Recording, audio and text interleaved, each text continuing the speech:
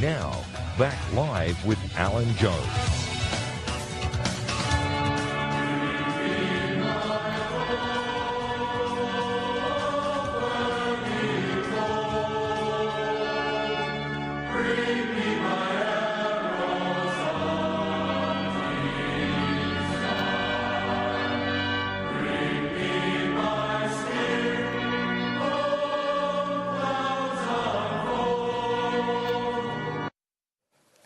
And welcome back to Jones & Co, where you are with Ross Cameron, who chose that piece of music because it is the theme tune to what we're going to talk about now.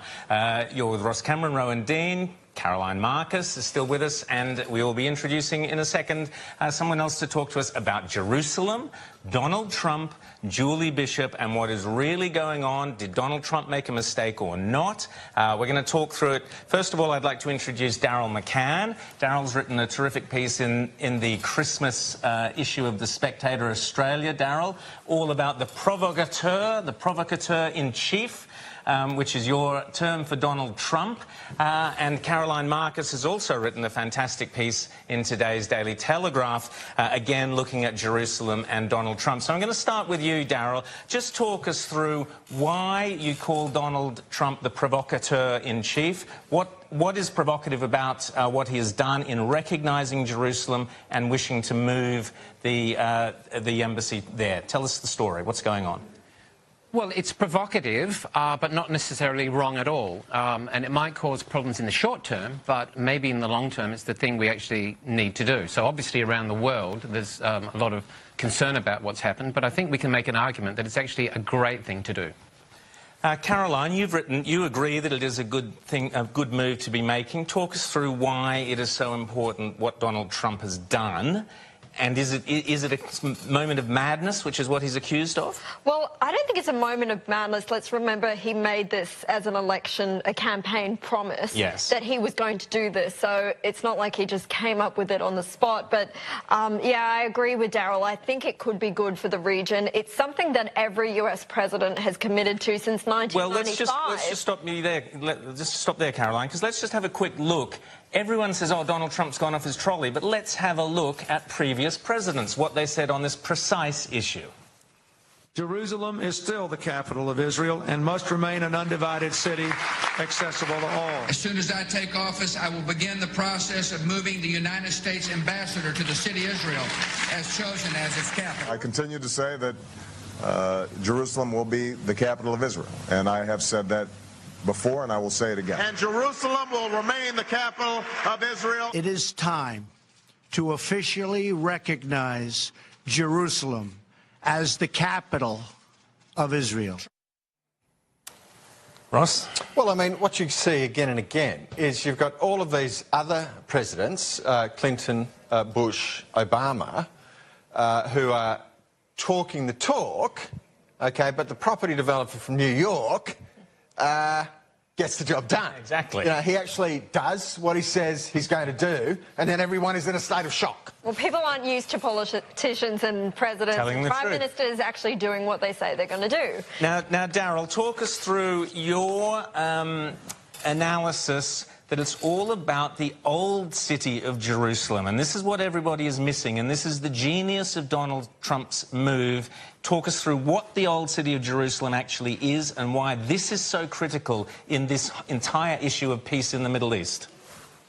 So Old Jerusalem is only about 0.9 of 1 kilometre square. It's very small, and until way into the 19th century, that's where everybody lived. In the 20th century, West Jerusalem built to the west and East Jerusalem to the east. And it is in this small little area of the old city that all the religious pressures occur. So this is where the Solomon Temple was. This is where the Second Temple was for the Jewish tradition. This is where Muhammad ascended into the seventh heaven. And, of course, this is where Jesus Christ was crucified. So it's the key place. And so people are not going to let this go without some sort of religious struggle. Who controls the old Jerusalem at the moment? Who's there and who's doing what and how's it work? Right, so, and it's a fantastic place to visit, by the way. So what happened between 1949 and 1967, because of the War of Independence, the Old City was controlled by the Jordanians. And during that time, Israeli Jewish people were not even allowed to go in there. During that time, something like 35 out of 36 synagogues were destroyed. So people were not, from different religious persuasions, were not given equal access to the Old City. So in 1967, the war comes, and that is when Israel took control of the Old City. So the 1967 war, talk us through that, and what happened? Who started it? Right, so you might... Yeah, so, and it was Jordan that invaded Israel, and obviously the border ran through Jerusalem, because West Jerusalem was Jewish, the Old City was, and the eastern part was controlled, was actually part of the old West Bank. And there, you know, there are those famous pictures of Israeli soldiers coming up to the Western Wall, being able to come to their most sacred place in the Jewish tradition. And since then, in fact, the Jewish state has been very careful to allow complete access to everybody from every religion. And in fact, one of the holiest places, which is just up from the Western Wall, is run completely by Muslim authorities. So under the Israeli state, which completely open to everybody to move there, worship there, and that did not happen before 1967. Okay, so Caroline, tell me a little bit about how long have the Jews been in Israel? Now, the Palestinian argument is that there was this great nation of Palestine, and they ran the place, and the Jews only came after 1948. Talk us through the real history. There's archaeological evidence, there is objective evidence that the Jews were there, going beyond what was in the Bible and the Old Testament, that they were there. There's actual archaeological evidence that they lived there. I was there again in Jerusalem for the third time earlier this year. You can see it. You can visit the site and see the evidence of King David and the city of David and where they were, and of course the old temple, and that's still the western wall of the temple where the Jews were there. There were coins at the time from when Romans came and seized it. So the evidence is that it dates back more than 3,000 years that Jews were there, and that's more than a millennia before Islam. Muhammad came in on his winged horse and created Islam. So to say that Jews weren't there is just just a gross misunderstanding. I'd say just ignorance. So Daryl, tell us why the Islamic world are threatening to kick up a fuss. We're hearing there's going to be riots and demonstrations, blood will be spilled. The Turkish president, Erdogan, tell us what he's been threatening all sorts of things. Why is the Islamic world creating such havoc over what seems like a pretty insignificant thing? Yes, so I would differentiate between Muslims and Islamic leaders, and Muslim Brotherhood leaders in particular. Erdogan is Muslim Brotherhood. Hamas is obviously Muslim Brotherhood. And the Palestinian Authority, which we often see or talk about as being secular, has got many Muslim Brotherhood ideas. And some of their strangest ideas, for example, that the Jewish people were never there, and that it was the Palestinians go back to the Canaanites, go back to the Natufians, so that's 10,000 years ago. So they're actually dealing with a kind of fantasy that no archaeologist would support. And in a way, by just going along with these people, what we're doing is encouraging a sense of unreality, because the reality is the Old City is run very nicely by the Israeli state. It is open to everyone to visit, to worship. And it doesn't even rule out the possibility of some kind of East Jerusalem, perhaps a suburb of East Jerusalem being the capital of a nascent Palestine. But what they do with the Old City, and they did this in the Camp David negotiations in the year 2000, and what they did between 2007 and 2009, they just use this to incite people to riot. They use it to veto.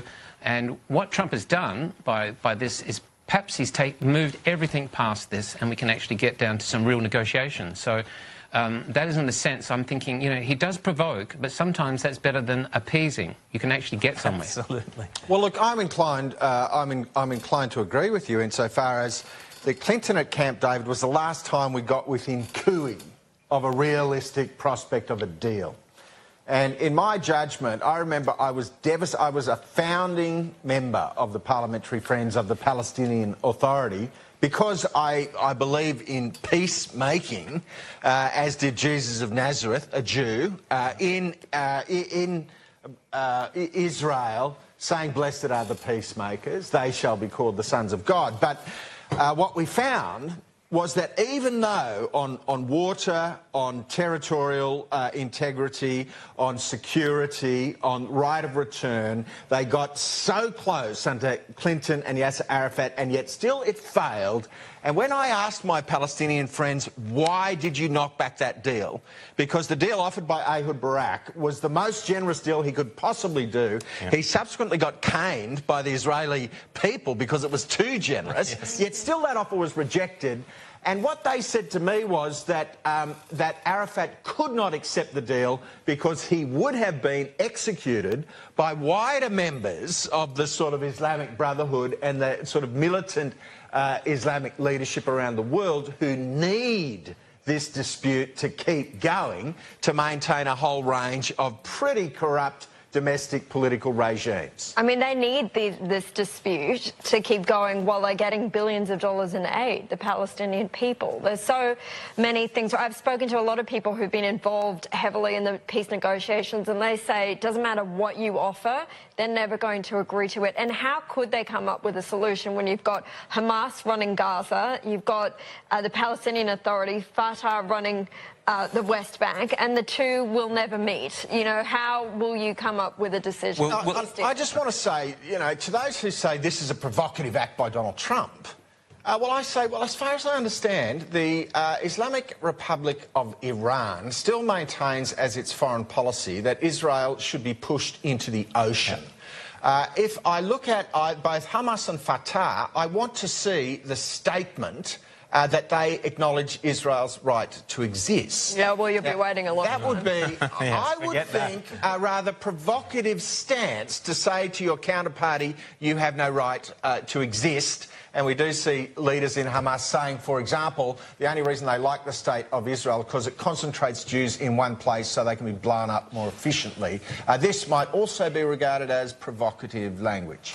Now, Daryl, you raised an interesting point about appeasement, and I want to talk about Australia's recent behaviour.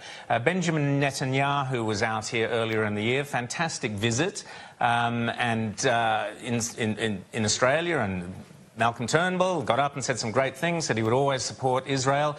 But, Daryl, in the last few weeks even, or last couple of weeks, we have seen Australia abstain at the United Nations on resolutions that basically make it illegal now for Israel to make laws in Old Jerusalem. We have seen Julie Bishop, our foreign minister, coming out and disagreeing with what Donald Trump has done. And Julie Bishop shamefully is saying that the entire Muslim world must agree to the embassy being moved to Jerusalem. What do you make of that, Daryl? Well, first of all, I don't think that we can think of the Muslim world as a single monolithic entity. This is what people on both extremes of the argument keep saying. We can actually see that places like Saudi Arabia and Egypt and the United Arab Emirates, they're starting to have a second look at what they want to do with Israel, and they're starting to see Israel as a potential ally. There's other countries that are thinking of recognising Jerusalem as the capital of Israel. We've heard from the Czech Republic to the Philippines, possibly Hungary. What we are doing by not recognising Jerusalem, we are encouraging the people who are radical, we are encouraging the people who are unrealistic. And if you visit the area, you will see that there are many people, many Arabs, many Muslims, who would love to live in peace and would love to work with Israel. This is inside Israel proper and even in the West Bank. And all we are doing is encouraging the same old radical leadership which, as Caroline said, really exists on there being no solution provided.